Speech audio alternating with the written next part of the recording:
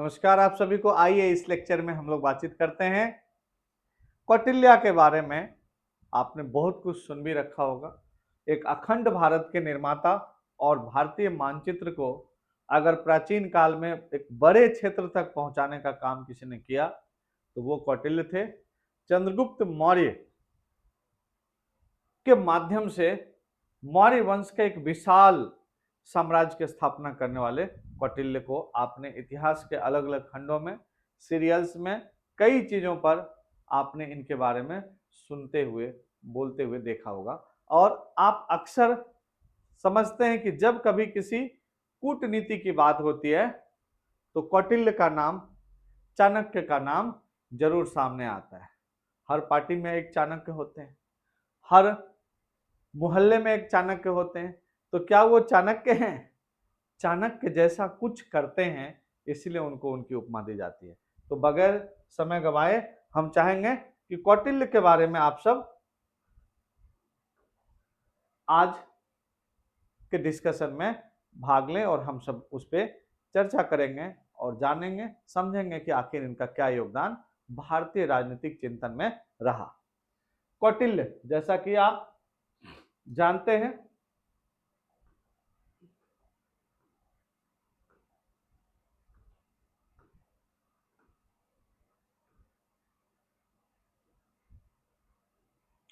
जन्म 371 से 75 ईसा पूर्व के आसपास पाटलिपुत्र में इनका हुआ था, इसलिए ये बिहार के माने जाते हैं। नागरिक ये कहाँ के थे? यहां पर देखिए एक झोल नजर आएगा, तक्षशिला।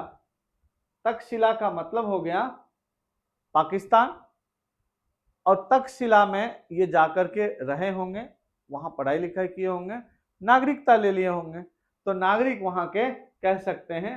जन्म कहाँ हुआ था? पाटलिपुत्र, बिहार में। पिता इनके चाणक्य थे, उन्हीं के नाम पर पड़ा। बचपन में इनका नाम विष्णुगुप्त था। अब इनके बारे में देखेंगे कि आखिर कैसे चाणक्य अपने जीवन की शुरुआत करते हैं और चाणक्य से कौटिल्य बनने के क्रम में किस प्रकार से चाणक्य को किन किन संघर्षों का सामना करना पड़ता है, उन सब पे हम लोग धीरे धीरे चर्चा करेंगे और कुछ ऐसी स्टोरी, कहानी भी आपको बताएंगे जो काफी मनोरंजक होगा।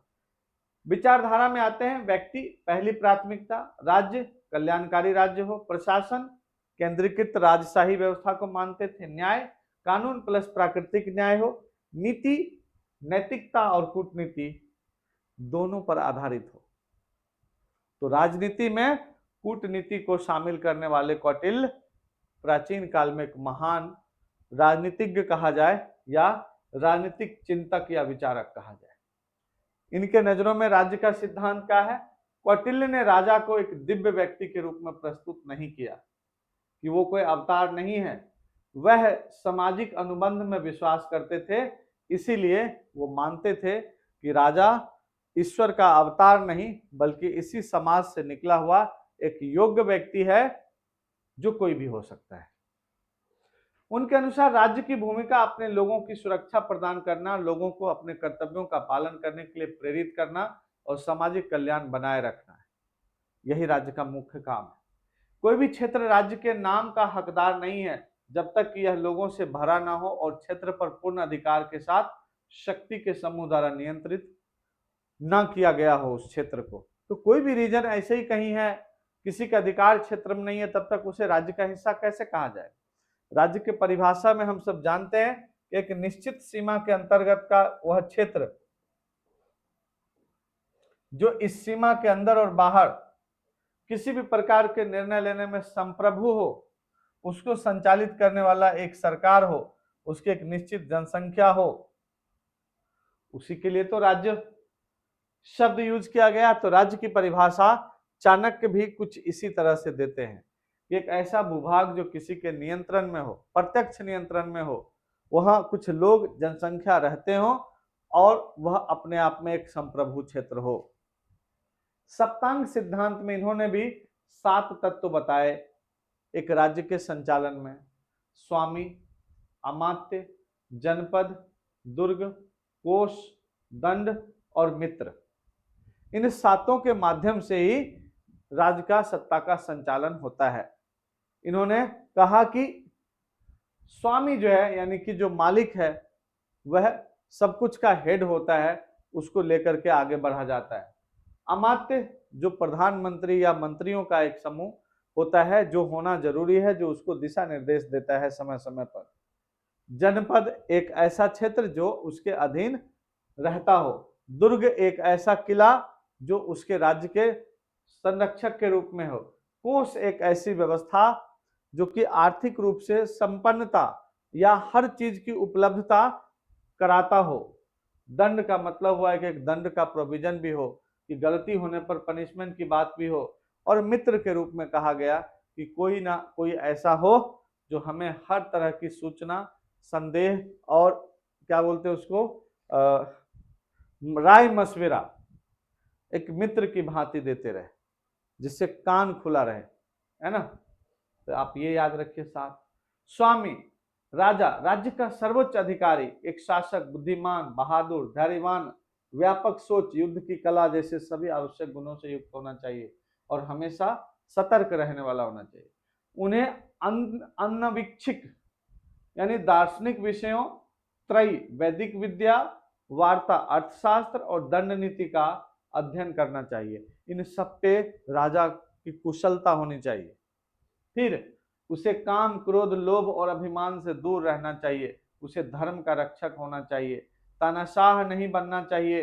भारी कर, कर मतलब टैक्स, भारी कर नहीं लगाना चाहिए। लोगों की संतुष्टि उनके लिए सर्वोच्च प्राथमिकता हो। राजा लोगों के लिए एक पिता के समान अपनी भूमिका निभाए। इन्होंने आदर्श और यथार्थ दोनों को साथ लेकर के चला है कि प्रजा का संरक्षक ही वास्तविक राजा होगा। प्रजा के हितों को ध्यान में रखने वाला राजा ही एक कल्याणकारी राज्य को संचालित करेगा।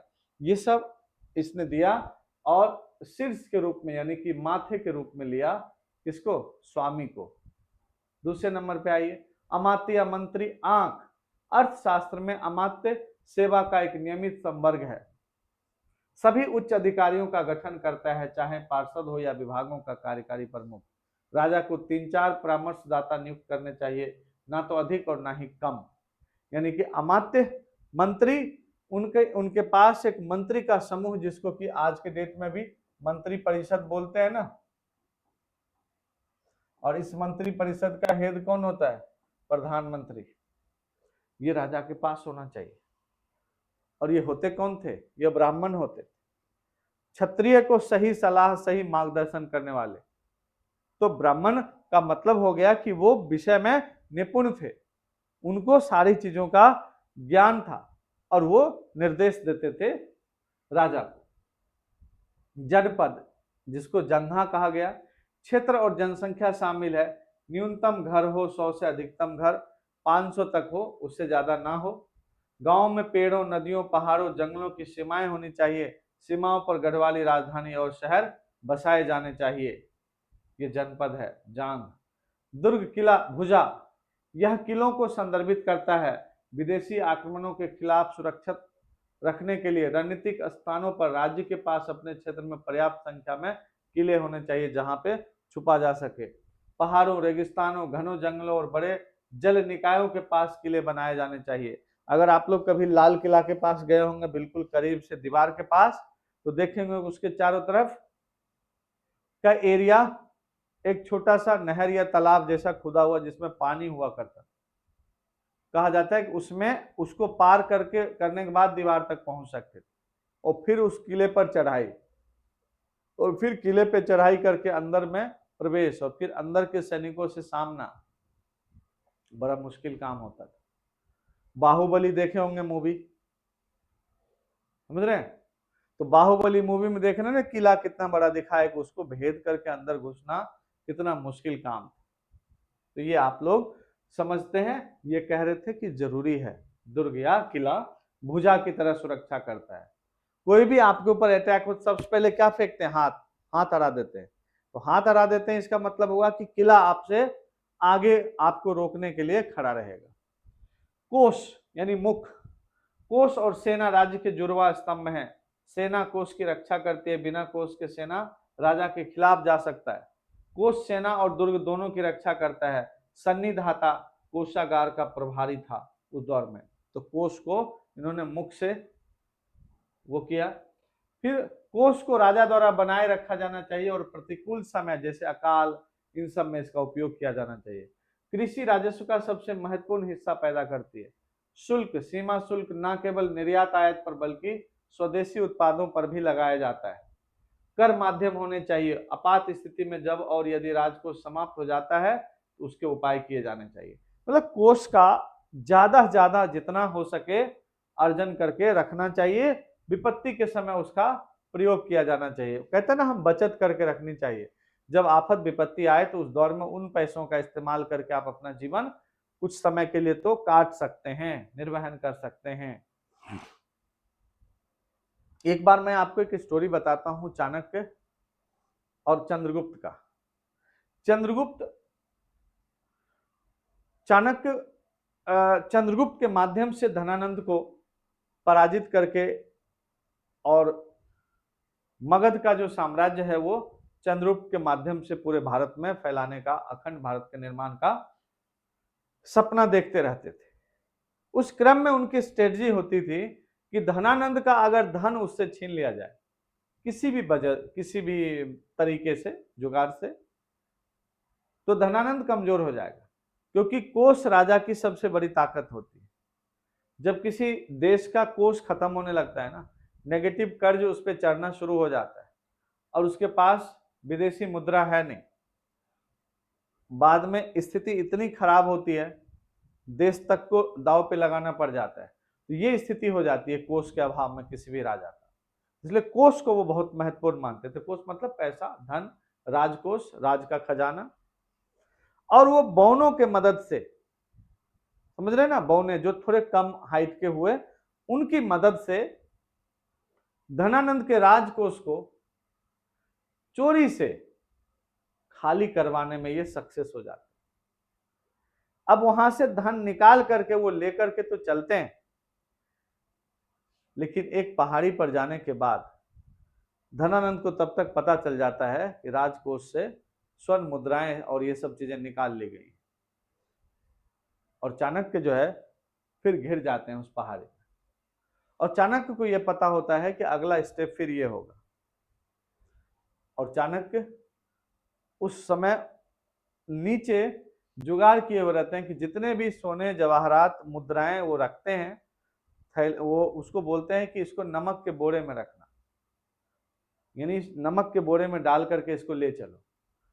और उस पहाड़ी पे जाने के बाद देखते हैं कि जैसे ही धनानंद की सेना सामने से आकर के, धनानंद स्वयं भी उसमें रहता है और फिर इसको घेर लेता है, तो पहाड़ी पर दो ही रास्ते होते, वही रास्ते आने का, वही रास्ते जाने का। दूसरा रास्ता होता है कूद जाने का। और वहां से चाणक्य उन सभी स्वर्ण मुद्राओं को जो नमक के बोरे में कसे गए थे, सबको पहाड़ी के नीचे जो बहती हुई नदी में धकेलते हैं और फिर वहां से नीचे कूद जाते हैं, चंद्रगुप्त को सबको लेकर।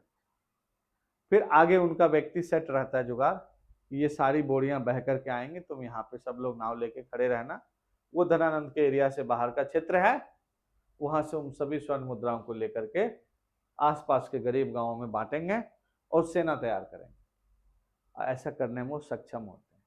तो धनानंद को पहली बार कमजोर वो कोष को खाली करके किया था, ये याद रखिए। आइए, दंड सेना यानी मस्तिष्क, रक्षा करना, जितना सुरक्षित हो सके रखना, वफादार होना चाहिए, सेना में क्षत्रियों की अधिकतम संख्या रखनी चाहिए, मस्तिष्क रखा इन्होंने। मित्र, सहयोगी, कान, कौटिल्य ने महसूस किया कि एक राजा के लिए मित्र बनाना अनिवार्य था ताकि अपने राज्य की समृद्धि के लक्ष्य को प्राप्त किया जा सके। उन्होंने आगे एक और तत्व जोड़ा और वह था शत्रु। इस शत्रु को भी ध्यान में रखना चाहिए, आखिर किस तरीके से, किधर से कौन सा शत्रु वार कर सकता है, उसका भी हमें हमेशा पता लगाए रखना चाहिए। अब देखिए, इसको हम अगर समराइज करें तो जो जो बातें कही गई हैं, शुरुआत में यहां पर आपने देखा स्वामी से शुरू हुआ, शीर्ष, मस्तक, ये देखिए, यही से हम लोग चले थे, ये 7 हैं सप्तांग सिद्धांत में। अब सपोज करो कि मैं यहां पर आपके सामने एक पिक्चर बनाऊं, जिसमें एक देखिए ये आंख, ये नाक और ये मुख, ये गर्दन,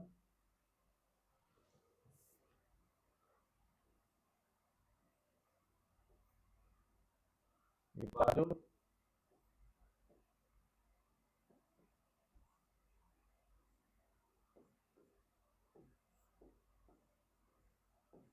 ये थाई और नीचे ये पैर हम डाल दिए सपोज कर।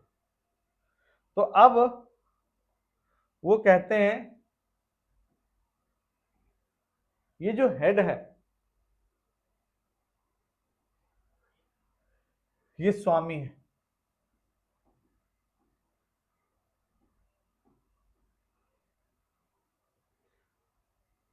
और इसमें जो मस्तिष्क दिया गया उसको कहा गया कि ये सेना है। आंख को भी लिया और मुख को कोष कहा उन्होंने।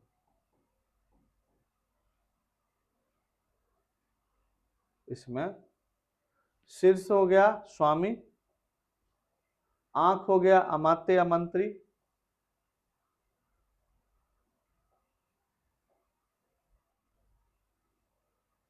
है ना। तो ये आंख अमात्य, अमात्य या मंत्री जिसको बोलते हैं, ये हो जाएगा। ठीक है, ये दुर्ग हो गया, भुजा जो था रक्षा करने के लिए, दुर्ग है ना ये। कोष हमने बता दिया है। जनपद, थाई को जनपद कहा कि भाई एक एरिया होना चाहिए। कान को मित्र कहा, ये कान है तो इस कान को मित्र कहा। ठीक है,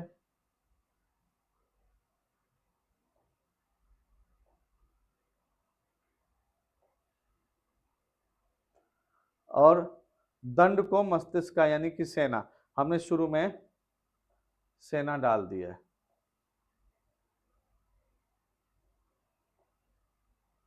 है ना, ये सेना यानी कि दंड। तो देखो मित्र, अब यहां पर अगर हम उसी को कर दें तो स्वामी, स्वामी हो गया, ये सिर हो गया या हेड हो गया।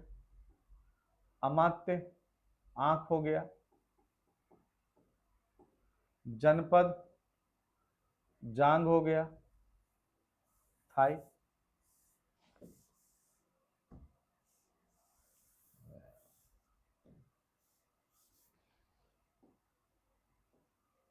जांग हो गया। दुर्ग भुजा हो गया। कोष मुख हो गया। दंड मस्तिष्क हो गया और मित्र कान हो गया। इसी चीज पे अभी तक हम लोगों ने सप्तांग सिद्धांत में चर्चा की, जिसको आप ऐसे करके याद रख लेंगे कि किस चीज को किसके लिए डिनोट किया था उन्होंने। एग्जाम में आपको पूछा जा सकता है, इसलिए यहां पर मैं थोड़ा सा रुका। अब आइए हम लोग अगली कड़ी में इनका देखते हैं। दंड सेना मस्तिष्क हो गया था, मित्र भी हो गया। विदेश नीति और कूटनीति को लागू करने के 4 उपाय इन्होंने बताए, 4 सिद्धांत दिया। साम, दाम, दंड और भेद, इन चारों को आप ध्यान रखें। ये अन्य राजाओं के घेरे के बीच राजा के आधिपत्य को लागू करने के तरीके हैं। साम का अर्थ है मित्रता और भोले भाले अनुनय, सामान्य दृष्टिकोण, विनम्र तरीका, तौर तरीका से अपनाइए। भाई प्यार से बात करके, बिल्कुल समझा सुलह करके संबंध को बनाए रखिए। दाम का मतलब हुआ भौतिक रियायतों के माध्यम से, कि भाई कुछ पैसे आप ले लो, इसके बदले में हर्जाना ले लो या ये जमीन का कुछ कीमत ले लो और इस विभाग को हमारे अंदर शामिल कर दो, बाउंड्री यहां से सीधा कर लेंगे, हम अपनी सीमा बना लेंगे, वहां से आपका हो जाएगा। पैसे ले लीजिए, कुछ कुछ तरीका अपना करके मैनेज करना। दंड का मतलब है दंडात्मक उपाय, कूटनीति फेल होने पर अंतिम उपाय के रूप में बल का उपयोग करना, फिर धमकाएंगे भी और सेना भी भेज देंगे। और भेद का मतलब हुआ फूट डालो और राज करो की नीति, यानी जासूसों का उपयोग करके धन का लालच, दुश्मनों के रैंक के बीच दरार, दल बदल करने, ये सब चीजें करवा दो। यानी कि उसका सेना है, उसके किसी कमांडर को खरीद लो। अगर युद्ध के कोई बड़े विमान का संचालक हो, कोई एटॉमिक रिसर्च का कोई साइंटिस्ट हो, किसी न किसी तरीके से पैसे दे करके, जो लालच दे करके उसको अपने मिला लो और उसको वहां से कमजोर कर दो, ये भेद कहलाता था। तो साम दाम दंड भेद आमतौर पे अभी भी हम लोग यूज करते ही है ना, कि जो तरीका हो उन तरीके से इनको मनाया जाए। ये नीतियां राज्य की शक्ति और राष्ट्रीय हित को ध्यान में रखते हुए राजनीतिक लाभ पर आधारित हैं। नैतिकता और नैतिकता के लिए कोई विचार नहीं है। अधिकतम लाभ प्राप्त करने के लिए दिए गए समय और स्थिति के आधार पर इनका उपयोग विभिन्न क्रम प्रवर्तनों में किया जाना चाहिए। इस तरह का उनका अपना ये सिद्धांत था। तो 4 ये ध्यान रखिए कूटनीतिक सिद्धांत। सप्तांग सिद्धांत में आपने 7 चीजों को देखा। अब षडगुण नीति है, एक पॉलिसी और है षडगुण। संधि, विग्रह, यान, आसन, संश्रय और द्वैधी भाव, ये शब्द सब याद रखिए, क्योंकि वैदिक समय का है, संस्कृत प्राचीन भाषा है हमारी, उसी से निकले हुए ये शब्द हैं। संधि मतलब युद्ध विराम, एक असमान संबंध, बराबर के बीच नहीं, मजबूत को रियायतें और कमजोरों पर प्रतिबंध लगाकर संधि कर लीजिए। विग्रह, युद्ध जब प्रतिद्वंदी राज्य सत्ता में बेहद हीन होता है तो उसके साथ विग्रह कीजिए। यान, युद्ध की तैयारी, मार्च, जबरदस्ती कूटनीति, जब किसी की अपनी शक्ति प्रतिद्वंदी राज्य की तुलना में बढ़ रही हो उसके साथ करो, कोई डिप्लोमेसी अपनाओ। आसन, सशस्त्र तटस्थता या शत्रु के विरुद्ध चौकी धारण करना। संश्रय, सुरक्षा की नीति, जहां एक मजबूत राज्य हस्तक्षेप करता है और एक कमजोर राज्य को आश्रय देता है, उसे गठबंधन निर्माण पर भी कहा जा सकता है। संश्रय, सुरक्षा की नीति अपनाइए। द्वैधी भाव, दोगलापन, दोहरी नीति, एक के साथ शांति बनाना और दूसरे के साथ युद्ध छेड़ देना। देख रहे हैं ना, विश्व में ये सब आम भाषा है, चल रही है। अमेरिका अक्सर ये करता रहता है। एक पड़ोसी देश में क्या करेगा, वहां पे उथल पुथल मचवा दो, दूसरे देश पे कब्जा करने की सोचो, उस पे टैरिफ लगा दो, उस पे ये कर लो। अभी तमाम परिवर्तन जो एशियाई देशों में हो रहा है और जो हलचल मच रहा है, चाहे पश्चिम एशिया हो या दक्षिण एशिया हो, बांग्लादेश हो, म्यांमार हो या फिर ईरान हो या मिडिल ईस्ट के जितने भी कंट्री हो, सब में जो उथल पुथल है उसका कारण यही नीति अपनाया जाना है। अब देखिएगा कुछ दिन में नेपाल भी कुछ ऐसी हरकत करेगा, करवाया जाएगा, जिससे भारत सोचने पे विवश हो जाएगा कि इस अमेरिका का क्या करें भाई। मैकियावेली के साथ इनकी तुलना की जाती है कौटिल्य की। प्राचीन काल में ये थे 375 बीसी के आसपास, और ये पुनर्जागरण काल में आए 1469 में इनका जन्म हुआ। अर्थशास्त्र या नीति शास्त्र इनकी बहुत फेमस बुक थी। इनका द प्रिंस, ये राजकुमार है ना, एक्चुअल में द बुक का नाम है द प्रिंस। राजतंत्र, ये प्रजातंत्र में बिलीव करते थे। राजा बुद्धिमान, सतर्क, बल, राजा शेर और लोमड़ी दोनों के गुणों से युक्त हो। कूटनीति और नैतिकता उनमें दोनों को रखा, इन्होंने केवल कूटनीति पर जोर दिया। विदेश नीति का महत्व, केवल राजा के बारे में इन्होंने बात की, विदेश नीति पे विशेष चर्चा नहीं की। तो जब भी कौटिल्य की तुलना मैकियावेली से करके कुछ पूछा जाए तो आप ये ध्यान रख सकते हैं कि दोनों में था तो जमीन आसमान का फर्क। कुछ मामलों में दोनों एक तरह की सोच भी रखते थे, लेकिन वो बहुत कम है। ठीक है, राज्य के संचालन हेतु कूटनीति में किसी भी प्रकार का प्रयोग करना राज्य की सुरक्षा, राज्य हित में सर्वोपरि माना जाएगा। ये कौटिल्य का भी था, इनका भी था, लेकिन तरीका में ये काफी नैतिक और कल्याणकारी लेकर के चलते थे। अर्थशास्त्र और कुछ पुस्तकों को देखते हैं। 1905 में मैसूर पुस्तकालय में यह पाया गया था और 1909 में इसको प्रकाशित किया गया। इसमें राजनीति, अर्थशास्त्र, भौतिकी, भूगोल, सैन्य, कूटनीति और कल्याणकारी राज्य के सभी तथ्य शामिल हैं। अर्थशास्त्र केवल अर्थशास्त्र की बुक नहीं है। 15 अधिकरण ये पूछा गया है, 180 प्रकरण, 150 अध्याय और 5500 से 6000 श्लोक इसमें शामिल हैं। हरमन जैकोबी ने कौटिल्य पर एक पुस्तक लिखी, ऑथोरिटी ऑफ कौटिल्य, इस बुक को भी आप याद रखिए। अर्थशास्त्र का पहली बार अंग्रेजी में अनुवाद आर समशास्त्री ने किया था। विष्णु शर्मा के पंचतंत्र में कौटिल्य का नाम चाणक्य मिलता है, ये भी ध्यान रखें।